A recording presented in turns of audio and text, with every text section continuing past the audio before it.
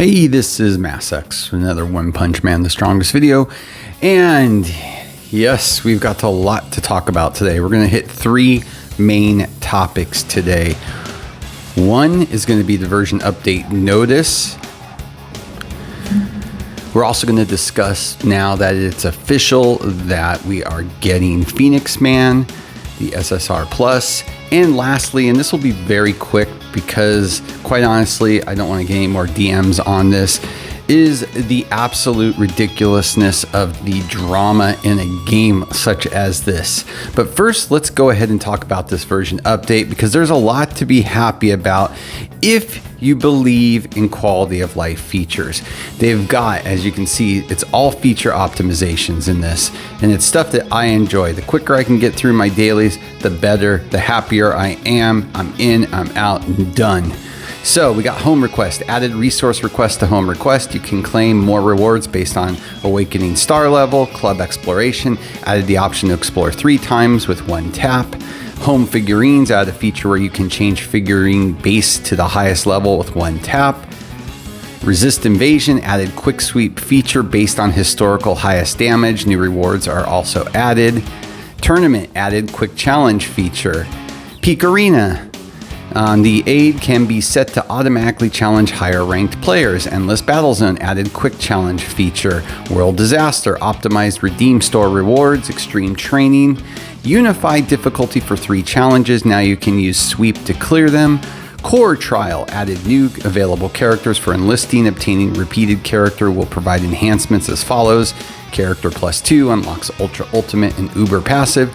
Character +3 SSR Plus and UR characters Awaken passive will be upgraded to a level 2. Mirage Trial added a skip all button for wild mode and bounty quest stages. Supply Depot, 10 times draws can now be used even with fewer than 10 supply vouchers, drawing for the remaining number of tickets. Talent Sigils, level restrictions are removed for sigil upgrades. World Disaster, HP is increased. Honor Battle, added quick claim feature for rewards. Store, updated items in various stores. Battle, the waiting time for skipping some battles has been changed to 0 seconds. Some fixes to the UI of some features and fixed bugs in some features.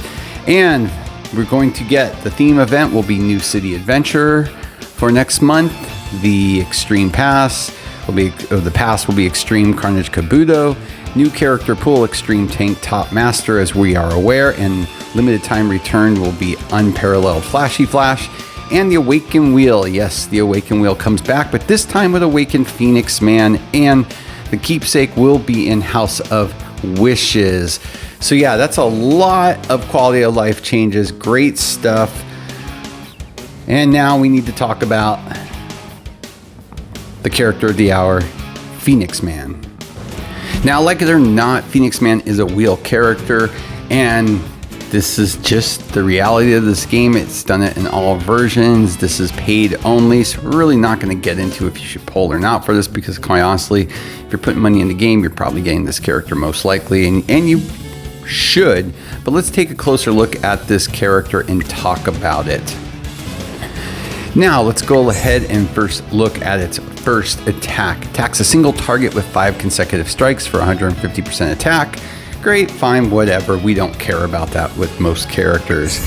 What we do care about, though, is the ultimate, and from this point forward. The ultimate attacks a single target with 2 consecutive strikes, dealing damage by 150% of attack, plus 40% max HP, plus 10. Inflicts off battle on target after taking action and returns from next round. The character in off battle cannot take action, trigger passive skill, or be damaged, in effect once per round. Yeah, pretty sick, crazy stuff. It's a very fun, interesting character. Kind of throws a little bit of, how should we say, randomness into a game. You know, I'm not one that likes characters that it's a crapshoot, you know, how it's going to go, especially with auto battles and lots of aspects of this game where you don't have a choice. But again, when it pings for you, it is awesome. Escaped characters cannot move, passive skills cannot be triggered, and they will not be damaged. All right, let's look at the passive. When battle begins, increases his max HP by 100%. Ignores the effect of max HP boost and recovers HP by 50%. Triggers Reborn after taking fatal damage and not an unyielding effect. When ally is present, recovers 15% HP before next action up to once. Immunity to off battle and gluten of battle permanently increases HP, the scaling amount. Reborn. When allies are present, recover 15% HP before your next action up to one time. Yeah, pretty sick stuff. Very cool. And of course, the Awaken passive. And have you ever seen Awaken passive any smaller? Revives the ally with 100% HP up to 4 times, which is absolutely stupid. That alone is what makes this character really, really cool. Throughout all the points of this, that it might not hit the right character or this, but this Awaken passive alone makes this character really freaking cool. Now he is an Esper, so that's, thank God, not another grappler, right? A monster.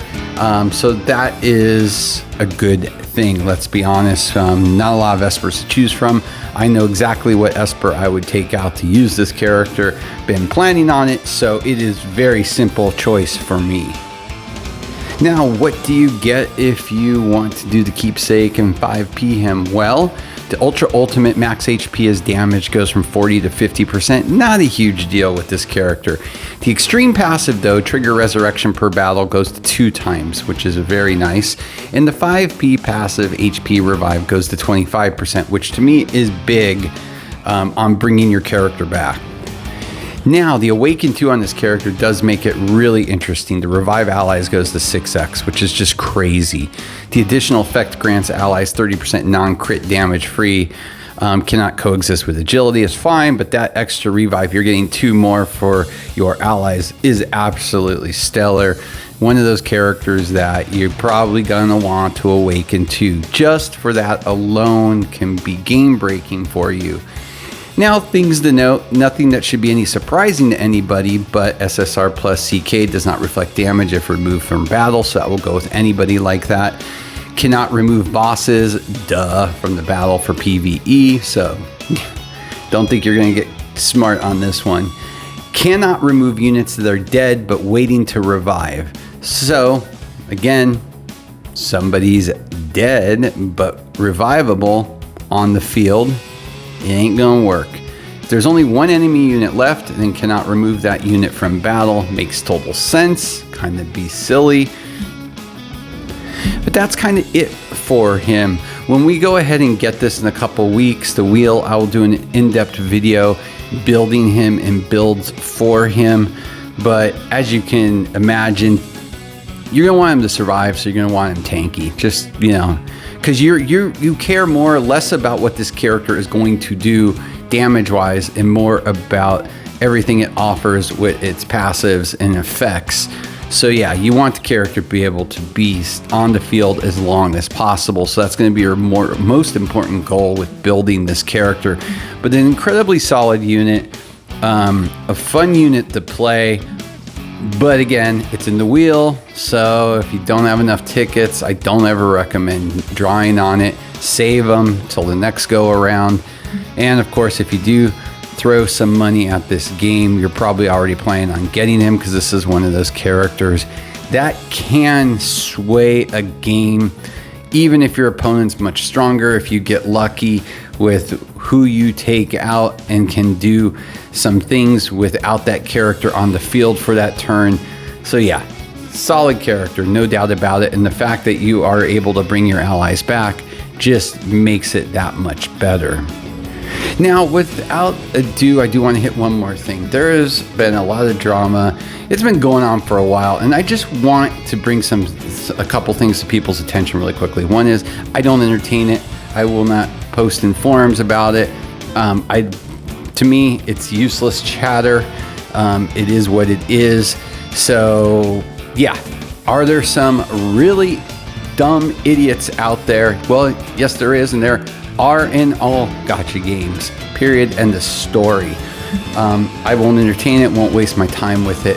I think it's ridiculous and redundant. I get provided the screenshots, I get provided in-game logs, all sorts of stuff all the time.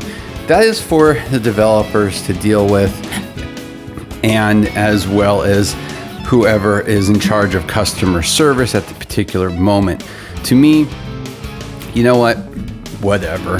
If it floats your boat to be a total tool and try to screw people over online, well, whatever. That really says a lot about your life. It's a game, and honestly, it doesn't affect me, nor should it affect any of you more than just having a good time. And if you're not having a good time, well, then you shouldn't be playing, quite honestly, in the end. It's as simple as that for me. But I do want to bring one thing that I think is important. I have noticed an uptick in the last few months of developers cracking down on the transferring of accounts, the sale of accounts, and the different logins into accounts.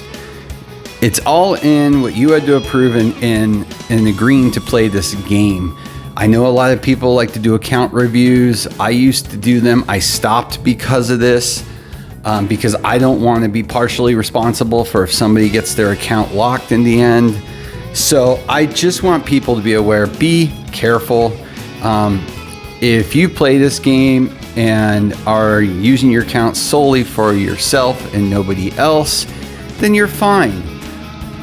But if you are sharing or buying and selling accounts, or multiple people coming in and out of your account to help out consistently, be very careful, okay? They have cracked down. They don't give us the heads up, honestly. The only times we find out about it is when somebody DMs in the Discord or says something about how can I get my account back.